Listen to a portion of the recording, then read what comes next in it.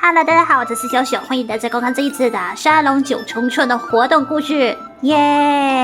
然后呢，这一个呢是周年庆之后的第一个限时活动格，而且呢套装还特别好看。对，我觉得这一次的限时格呢是真的很好看，前几次嘛也是很好看，可是这一次是真的有点有创意的感觉。然后想给大家做一个小小的心理准备，这个算是小吗？可是周年庆的时候呢，相信大家的钻石已经被抽光了，是不是？是的。然后呢，中秋节呢应该是在10月份，对，10月份，中秋节在10月份。然后去年的中秋节的格呢是单闪格，就是那个战国套的。然后今年呢应该是逃不过的，因为之前就是一次非凡格后，3年都是单闪格，1年双闪格，1年单闪格。没说错的话，大概是这样吧。但大家还是小心存钻。然后今年呢肯定是双闪了吧，免得大家的钻石要好好的保护起来。大家觉得这一次套装很抽中，非常抽中的话呢，就尽量的去抽吧。不过呢，如果你们希望中秋节还是认为叠的这一次中秋节特别好看的，大家努力存钻石吧。我还在犹豫中，很犹豫，非常的犹豫。这一次我挺想要抽的嘛。然后这一次呢，点它更新了4个套装，大概有2个新功能吧，两个吗？那么首先第一个呢，当然是要讲一下我们的非遗套装。这一次的非遗呢是簪花，而且呢簪花是真的很好看，我们可以自定义那些花要放多少，放少多什么之类。我们先来看吧，就是它啦，真的，要不下一集说吧。就这样愉快的决定了，下一集说吧。然后第二件事情呢，就是这次双非凡的套装。这次双非凡的套装呢是十分的非常好看。这个套装呢是圣纯君主，就是那个圣纯后小时候的套装。哇，已经尽量的去仿达了，我真的是非常无敌的不像。大家知道这是什么套装吗？我用的是这个的，好像是中秋节池小雨设计的套装，哈哈。还挺好用的，我第一次拿出来用，要不是能染色的话，我相信它又是垫底了。然后这个头发也是，我觉得应该是垫底，我都忘记这是什么头发了。然后这个眼妆呢也是第一次用，但是这一次圣纯君主的套装是真的非常好看。然后呢，这个套装呢，如果之前大家有看到说到一些短视频说一个出土的一个棺木，就是那个棺木外边呢写了很多字，其中一个字就是开棺者死。对，那个棺木一开的话，他就诅咒你。然后那个棺木的主人呢，好像是7、8岁的小孩，对，他早夭了，好像是生病而早夭的。然后他的家人呢，非常的很疼爱这个小女孩。然后呢，所以呢，它的陪葬品呢就非常的珍贵，金银珠宝都是，哇，看来是真的很爱这个孩子。就是大家看到这张照片呗，可能这个套装的原型呢就是这个小女孩了。哎呀，我觉得应该是逃不过的吧，因为之前挺火的这个，而且呢，感觉有点还原吧，毕竟呢，那个小女孩好像也是君主吧，是君主吧，我没有好好的去了解。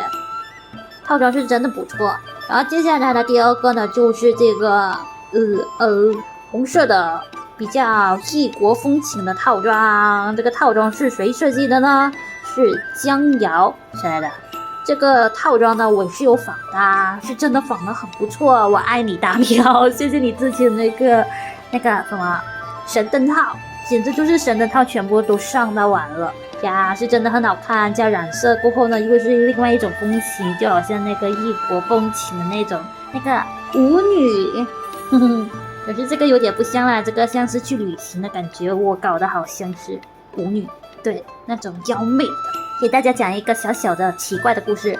这个异国呢，来到了充满华人时代的一个地方，然后呢，去到那边的皇宫，然后呢，他们把这个舞女献给皇帝，非常的妖娆。OK， 结束。我在讲什么？剧情后续自行脑补。那这个套装呢，蝶看起来是非常的很喜欢。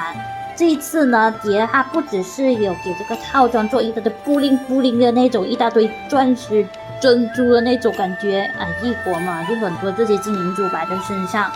然后他还搞了一个2D 背景，只要按到那个，它就会小小亮亮，然后暖暖的就会搞一下那个舞蹈，可是他的舞蹈是只有一种罢了，只是呢它变成不同的形态罢了。然后接下来呢要讲的就是其中2件事情，就是这个，对，就是你了。这个呢我不知道能不能在这里操作，就是呢按下这里过后呢，这里就有长按语音发送，比如说呢看来一天只能跟他说2次话呀，因为这是我按第2次，然后上面的语音就消失无影无踪了。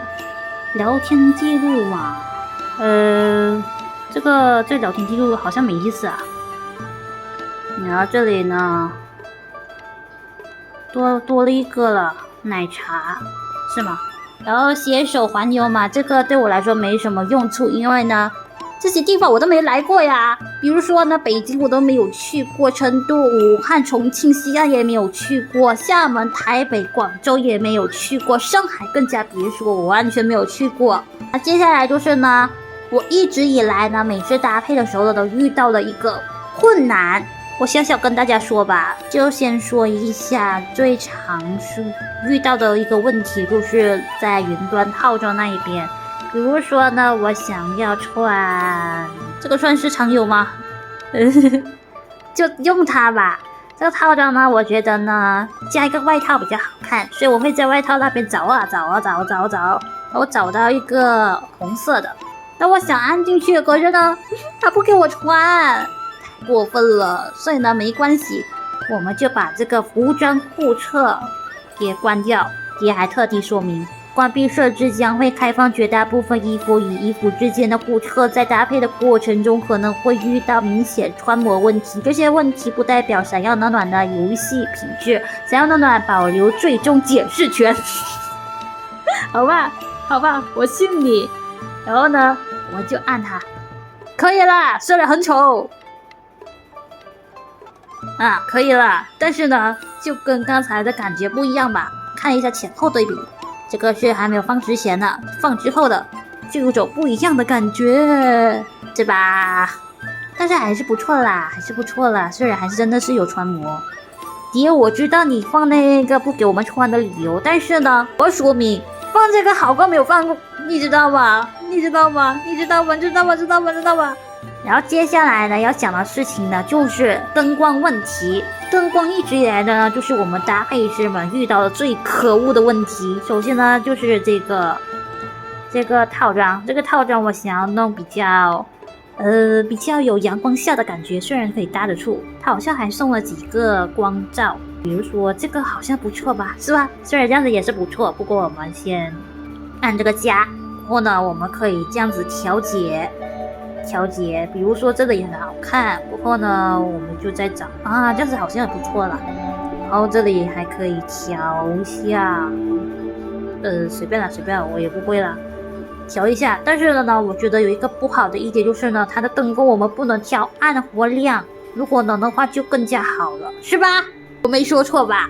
大概就是这样子，我大概好像讲到完了。那么我们就开始这一次的活动故事吧。这一次的活动故事呢，主要讲的是云端嘛，云端好像很久没有上来了，偷偷进去看一下，他会免费收我多少啊？我的钻石现在才2000多罢了，好少啊！我的中秋阁还能救吗？中秋阁完过后呢，还有一个新一节那个简直就是啊！新一节我没有一次是能抽到一个重点的东西来。那么我们开始吧。新历2290年，天光宛若利刃，劈开千年沉浮的时光，贯穿只身罪孽的阴暗墓穴。精灵身荡开无形迷障，却仍有肉眼凡胎不可见的嗔念窥视着来人。银白色的小蛇从雕刻精美的石棺上游过，唰的一声转回主人的衣袖中。江瑶缓缓松了口气，越过脚下几乎堆积成山的腰骨尸骸，正欲往公主墓的更深处而去。忽然身后的凝滞空气被刀刃卷起疾风，江瑶只回目一瞥，袖中已有流光闪过。妖兽赤红色的双目圆睁，还未来得及映出一张笑中带煞的面庞，头颅就已滴溜溜滚落在地。好俊的身手，我的剑还是没有你的流光快。功夫比不上我，留你在此地有何用？自是有用，我在这里省得你费功夫和这些臭烘烘的妖兽抢东西。云追鹤从乱石堆上跳下来，像宝似的将一枚镶嵌着红宝石、雕刻着金儿的花簪捧到江瑶面前。这只花簪上的妖气很浓郁，果然，它就是让妖物滋生泛滥的根源。可它本是公主的陪葬品，这究竟是怎么回事？江瑶接过花簪，沉思片刻，终于还是下定决心，默默念起一段心诀。花簪上支起一阵银白色的光芒，照亮了整间墓室，但很快光芒熄灭，一切重又归于暗淡。新历2311年，奇霞异景，流水绕过小村落，伴着炊烟袅袅，故人归家。手掌磨砂过旧木框，灰尘朴树从边沿落下，沾染上来人衣裳。看来我又来晚一步。李庸事毕后，江昭随师明帝回宫，继续学子生涯。如此又过了2年，终于得到一些有关父母的线索。但等他趁着休沐来到目的地时，早已是人去楼空。许多香笼被遗落在房间内，看起来他们走得很匆忙，连日常用品都没来得及收拾妥当。桌面上摆着一个半开的锦盒，盒内金光闪烁，赫然放着一枚镶嵌着珍珠与宝石的华丽花簪，簪顶还趴着一只惟妙惟肖的金儿。怎么把它遗落下来？江昭有些疑惑地捡起花簪，他对这只花簪印象很深，幼时还曾撒娇向母亲讨要，一向疼爱自己的母亲却断然拒绝。母亲当时的态度很不一般，甚至还屡次告诫自己不要触碰它。似乎那漂亮的花簪是什么不祥之物。江昭仔细端详花簪，发觉其中一朵宝石花下的金丝有些松脱，使得花片歪歪斜斜地垂落下来。江昭小心翼翼地重新绕紧金丝，将松脱倾斜的宝石花朵复位。随着他的动作，花簪上倏然支起一阵金光，这又转瞬即逝。新历2402年，云锦博物馆内恰逢1年1度的皇室珍宝博览日，博物馆内人流如织，热闹非凡。暖暖在一间与众不同的展览前停下了脚步，那是一只痛以黄金打造，嵌以宝石珍珠华丽花簪，锦簇花团之上窝着一只金色飞蛾。展台边缘的介绍上清清楚楚地写着，这只花簪曾是盛存后的珍藏。盛存后，这只花簪是江昭的藏品。这只花簪的风格和江昭也太不搭了吧，一点都不像是他会喜欢的东西。藏品说明里还详细介绍了花簪的来历，这不是盛存那一场的工艺，而是许多年前这已经覆灭的小国李景国留下的奇珍。花簪上的红宝石是来自偏远西域的特产，珍珠则来自东海海底，由李景国的顶级匠人精心打造而成。花簪确实举世无双的珍宝，但不知道为什么，总让我有一种不舒服的感觉。我也觉得花簪上似乎有一丝不好的气息。小雪，我们用搭配之力共鸣一下试试吧。蓝色的光芒在云锦博物馆亮起，在不同的时空之中，阴暗的地下墓室，空阔的竹木小楼，共同被一阵盛大很久的耀眼光辉所淹没。恭喜娜娜又再次穿越啦！终于不再是尼尔信鸽苹果了，这一次终于来到云端了。我在看周年庆的故事的时候呢，我在想全部地方都提到了，就是只剩下云端没有被提到。我就在想呢，云端是不是被遗忘了？哎呀，我在想呢，云端是不是被遗忘了？而且呢，那个万年很少有的套中的北地还有荒原都有出现啊！啊，不对，北地跟废墟都有出现啊，为什么云端竟然没有出现？哎，废墟有讲到吗？啊，不知道啊。总之呢，大家如果还记得之前的战国套的话呢，都应该知道呢，那个什么姜瑶呢，他的爸妈呢，好像是离家出走还是什么，好像是他们的家人不同意他们结婚，所以呢，所以他们好像私奔了。详细情况请大家看一下，应该是这一集吧。那么我们先来看一下西武殿，来吧。希望这一次的故事不要太长啊，上一次那个周年庆的已经是有点惊到我了。炫目的光芒如潮水般退去，再度睁开双眼时，出现在暖暖的人面前的已不再是典雅现代的博物馆，而是一栋雕梁画栋的豪华宫殿。哇，这是什么地方啊？看起来好气派啊，比云景博物馆的2个展厅加起来都大吧？云景博物馆是什么？你们又是什么人？突然出现的稚嫩嗓音吓了众人一跳。回头看去，才发现一个年约10岁、衣着华锦的女孩正悄悄探身，歪着头打量众人。为什么不回答我？刚刚是这只狸奴在说话吗？女孩眼神一派天真，却是毫不客气，伸出手来就要扯下大喵的斗篷，同时转头望向暖暖的粉色头发，流露出几分艳羡的神色。哇，你的头发真漂亮，我也想要这种发色。哇，快放开我啊！大喵惊叫着跑开，紧张地躲在暖暖身后。哪里来的小孩子，这么没礼貌！女孩闻言，小嘴一撇，眼睛立刻红了起来，几颗晶莹的泪珠在眼眶里来回打转。我才不是小孩子呢，我父王姓痞，我应该是痞孩子才对。父王还说过，这宫里的一切都是我们的，宫外我能看到的一切也都是我们的，我想要什么都可以，你凭什么凶我啊？等等，父王，你该不会是公主吧？暖暖，怎么办？我刚超越就得罪了公主，要被杀头了。小妹妹，别哭了，我们不是要凶你，只是你突然扯大喵的衣服，吓到了他。哼，本公主喜欢他是她的福气，你们不想要被杀头也可以，你得把我的头发给弄成你的那样的。可是我的头发是天生的。就在众人忙手忙脚的哄着娇曼的小公主时，大殿外又传来一阵纷纷大大的脚步声和急切的呼喊声。公主，公主，我的小主公，你在哪儿呢？这下好了，不仅得罪了公主，还会被误以为是闯入寝殿的刺客吧？一定会被斩立决的。暖暖，小姐，我们快逃吧！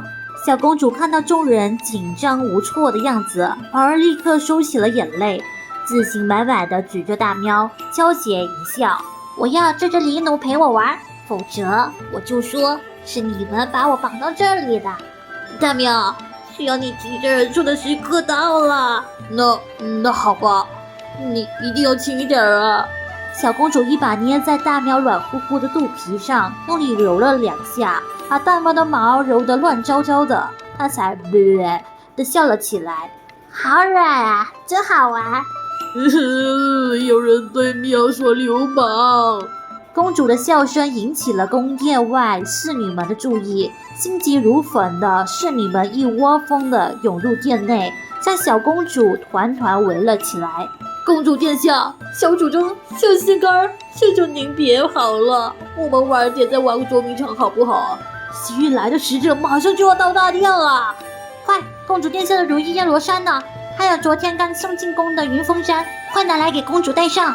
小公主不满地嘟起了嘴，她抬手想要抱起大喵，却被大喵沉甸甸的重量坠得趔趄了一下。于是小公主再度向着暖暖的人信手一指，稚嫩的嗓音一锤定音的为众人坐实了新的身份：这是我的狸奴，还有我的豹猫侍女和玩伴，别忘了给他们也打扮一下。我要带他们一起去明光殿。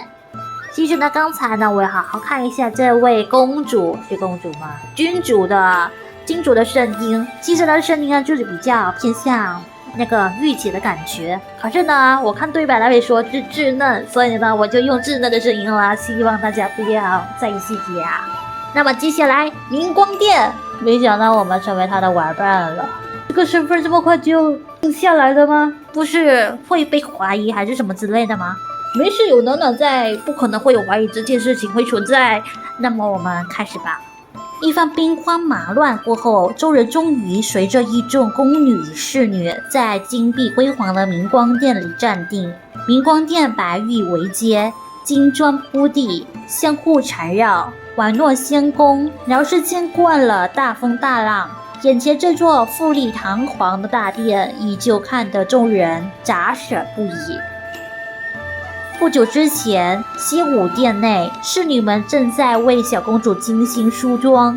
此时此地大约流行浓妆，公主稚嫩的脸庞上很快被涂抹了厚厚的脂粉。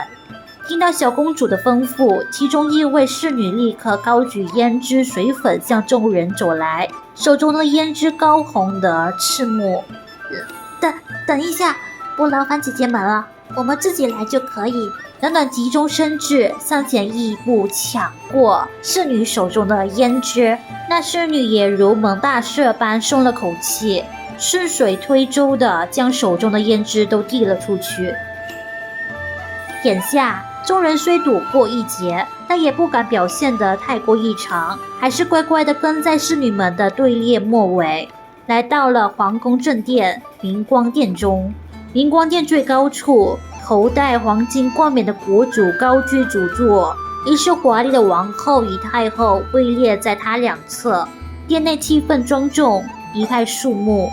打扮停当的小公主像一只花蝴蝶般小跑着爬上单臂，一头扑进国主怀中撒起娇来。父王，你抱着我嘛！国主被女儿一顿揉搓拉扯，非但没有生气，而圣心大悦，笑得见牙不见眼，好声好气地哄着她去一旁。好了，静主，有客人在呢。父王今天不能抱你，去找你的母后吧。乖。温柔美丽的王后将女儿揽进怀中，小公主轻盈地在她脸上吧唧亲了一口，满头银发太后也慈爱又担忧地看向小公主。静主乖，坐稳当点，小心摔跤。房主母放心吧，金主可乖了，不会乱动的。这位静主公主好受宠啊，在大殿上也可以旁若无人的撒娇。她到底是什么时候的公主？为什么不姓袁反而姓裴？小雪，还记得我们之前在博物馆看到的产自李景国的花簪吗？大约在新历1000年的时候，云端陷入了一段群雄割据、小国林立的时期，其中的李景国国力强盛，国姓正是裴，所以我们是被古董花簪带回李景国啦。就在这时，殿外礼乐声响起，随着礼冠一一唱名，一队异域装束的使者团踏着细脆的精灵声鱼灌入而入，郑重地向国主行礼问安。使团末尾，一名身颇大红纱衣、手脚满缀金梨的女子狂步出列，世人行礼后，她旋身起舞，满殿光华顿时尽数拢于她的裙裾之中。大红纱裙飞舞如赤霞翻涌，铃声与使团奏起的胡笳声交织缠绕。面纱之外，女子眼波流转，万种风情，尽数一舞。殿中众人看得惊了，直至女子舞毕，俯首见袖行礼，仍久久不能回神。就连小公主也拼命地拍着巴掌，兴奋地向她伸出小手。我要它，母后，我想要它。嘘，乖一些，不要闹了。使团的首领哈哈一笑，得意地拍了拍巴掌。众使者纷纷捧出一匣匣的奇珍异宝，放在壁前，顿时将大殿映得一片灿烂辉煌。其中一名使者特意捧着一口宝匣，躬身屈奉于公主御前，她掀开下盖，露出一颗红艳欲滴、明光流霞的宝石。虽不能将瑶娘献给公主，但敝国还有一宝，名为波霞宝石，愿献给贵国静珠公主殿下，以求两国永结盟好，世代不渝。不过这个公主还真是公主作风啊。但是呢，看她年纪小，就不应该说她不懂事了吧？但是为什么会有异国使者来呢？是来求好呢，还是什么之类的？那个公主是谁啊？生存后，我还是继续看吧。匣子掀开的瞬间，波霞宝石的艳艳宝光顿时明耀四座，引得殿内众人纷纷惊叹。献宝的使者抬起头，自豪地向国主介绍起珍宝。敝国国境内有一大片沙漠一横壁，其中生活着一种通体赤口的神鸟，名为畅霞鸟。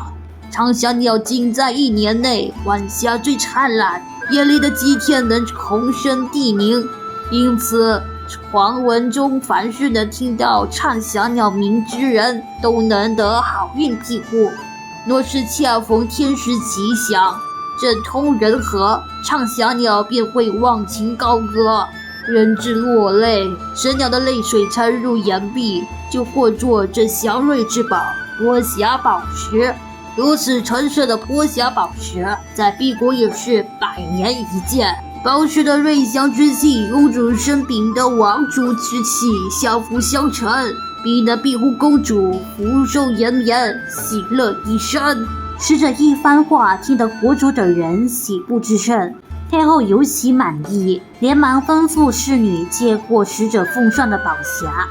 照你说来，这皮甲宝石果然是吉祥之物，是用它和今年新得的珍珠为小公主做一件首饰，也好保佑她平平安安、健健康康的。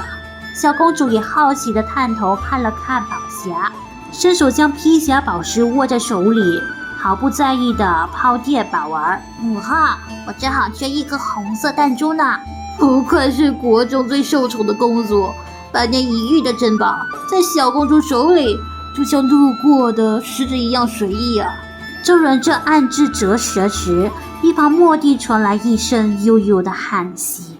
什么瑞鸟泪水化作的珍宝，分明是无数百姓的血泪换来的一块石头。众人转身看去，原来正是刚刚在殿中献舞的西域舞姬，被使团首领叫做瑶娘的女子。瑶娘依旧以薄纱覆面，一双是会说话的秋水明目凝望着大殿之上的小公主。波莎宝石只能在沙漠深处的岩壁中采到，那里终日沙尘蔽日，岩壁更是高不可攀。为了采这宝石，不知多少百姓枉送了性命，神鸟也该是为他们而流。众人正要细问瑶娘或中深意，就听到啪嗒一声脆响，原来是正在把玩宝石的小公主不知何时打起了瞌睡，手中宝石也滚落在地。来人，把公主带回寝殿休息。此时宴席已开，侍女们正忙着招待使团入席宴饮。一位领头的侍女冲暖暖的人皮使眼色，示意众人去照顾公主。暖暖上前抱起公主，在重重推眠之下，公主的身躯小小一团，竟十分瘦弱轻盈，全然不是这个年轻的孩子该有的体重。直到将小公主抱回西武殿，她依旧睡得昏昏沉沉，一时要醒来的迹象都无。小魔王也有那么贪睡的时候啊！嘿嘿，睡就好了，可不能再欺负本喵了。不对劲，小公主好像不是普通的瞌睡，萱萱你看，她的眉宇间似乎也缠绕着一丝不好的气息，搭配之力的光芒悠悠流转向小公主的眉间。没过多久，小公主便猛然惊醒，她瞪大双目，眼神逐渐从迷茫转为清醒镇定。小公主坐起身，环顾四周，神色与先前截然不同，最终她的目光定格在暖暖身上，有些疑惑地喊出了她的名字：暖暖。我突然间呢想到一个问题，应该是跟上集有关系的，就是呢他不是说呢公主这么美丽，祝她绵绵益寿、福寿安康、吉祥如意吗？我看到这个字，又加上他们送来的宝石，我觉得呢这位公主离死不远了。这一集好多跟那个字有关哈，好吧，我就不说这么多，这个字不吉利啊。那么接下来我想说一件事，刚才那个公主呢，是不是有一阵子呢是那种迷迷糊糊的感觉，然后突然就醒来，然后疑惑的说：“奶奶，我觉得呢那个应该就是意识穿越的公主吗？这位公主是谁啊？继续。虽然还是那张稚嫩的孩童面孔，但小公主此刻的眼神与语气，虽然不是先前天真任性，反而莫名多了几分沉稳冷静的气质。最初的惊讶过后，小公主很快看清了周遭情况，她谨慎地吩咐店外守门的侍从全都退下，这才流露出欣喜之色，重新看向众人。奶奶、小雪、大喵，没想到临终一别，还能有缘与诸位重逢。你们还记得我吗？我是江昭。江昭，你怎么会穿越到小公主身上？说来话长，我本打算在游历途中寻找父母的去处，却意外触碰到母亲遗物的花簪，之后我就到了这里。该不会是一枚镶嵌了红宝石的珍珠，顶端雕饰着金耳的花簪吧？正是如此。其实我们也是在云锦博物馆，就是后世用来展览古董珍宝的地方，遇到那枚花簪，然后穿越到了这里的。从刚才听到的信息来看，这里应该就是李景国。那枚花簪是你现在的身体主人，金珠公主的物品，只不过此时还没有制作出来。李景国，若没有记错，李景国是约1300年前群雄林立的诸国之一，初时因物产富饶，贸易发达，是个相当富庶的国家。这具身体的主人若是金珠公主，那李景国此刻应该已至末代，国运式微，与覆灭之时相隔不远了。不会吧？这里的宫殿看起来那么豪华，金珠公主备受宠爱，拿宝石当弹珠玩，我转眼就要覆灭了。李景国初代国君倒是个历经国制的良主，可惜子孙耽于享乐，荒废国事，朝中重臣也上行下效，一味弄权敛财，国中渐渐民怨四起。身为人君，闭目塞听，不闻民苦，奢侈无度，是为亡国之相。也不怪他国来犯时，民众纷纷倒戈相向，主动将敌军引入城中。因此太府以叔父也曾以李景国为戒，教导我无论是何身份地位，都要以百姓为先，体恤万民。兴许是因为国运衰弱，末代国主只是凋敝，唯有一女静珠公主也在10岁上下夭折。她去世2年之后，李景国便彻底覆灭了。什么？那你这具身体不就活不了多久了吗？不必惊慌，我们会来到此地，都与静珠公主的花簪有关。如今花簪尚未治好，想必还有时间探明真相，或许仍有办法破解此局。可是如果我们找不到办法呢？如果静珠公主一直早早夭折，会不会影响到你？江昭微微一笑，小公主稚嫩的脸庞上浮现出一抹与年龄极不相称但然平和的微笑。临庸之局如此险恶，你我不也曾携手攻破？暖暖、小雪、大喵，我相信你们，也相信我自己。事已至此，我们就全力以赴吧。小公主自己的意识还存在吗？我能感应到她的意志仍在体内沉睡，应该暂时无妨。但这具身体出乎意料的虚弱，她的意志也迟早会难以为继。江昭低头看向自己身上穿戴的锦绣华服与琳琅珠宝，不由得深深皱眉，不赞同地摇了摇头。国君耽于享乐，不问政事，公主又年纪尚幼，不曾为江昭设计立有寸功，设想此等华衣美服，金银玉器，而会折损她的福报。何况此时李景国民众正因杂捐瞌睡，天灾人祸而苦不堪言，挣扎求生。这些华美珍宝恰恰是李景国王族罪孽的象征。江昭扶着床站起身，想要卸下身上的锦绣华服以繁重摘环，但刚一动作，身体便踉跄摇晃了一下。江昭，你还好吗？你的脸色看起来格外红。暖暖伸出手来探江昭的体温，当时被滚烫的温度吓了一跳。江昭，你发烧了。原来如此，我说怎么浑身轻飘飘的，真是久违的生病的感觉。咚的一声闷响传来，江昭话未说完，便毫无征兆的一头栽倒在卧榻上。呀，她生病了。为什么会生病啊？不过这个公主呢，她的状况呢，有点像李小孩吧，但是不一样的状况就是呢，一个是公主，一个是君主。我还以为呢，君主小时候是这么的可爱，没想到是传到别人的身上。然后呢，还有一个就是不愧是当上女王的那个风范，甚至还知道国运之类的。确实啊，在古代的时候呢，确实这种气运什么之类的都很看重。现在都没有皇帝了嘛，所以呢，国运应该是比较少讲，反而说自身的运气会比较多吧。比如说丑哥，就常常用玄学。那么这一次的影片强制停止，要把些人在外面不怎么适合大声喧哗。那么喜欢这期影片的话，记得在下方留言、按赞、分享出去，千万不要忘记订阅我，打开我新的小铃铛哦。那么我们下期影片见，拜拜。娜娜也说拜拜了，拜。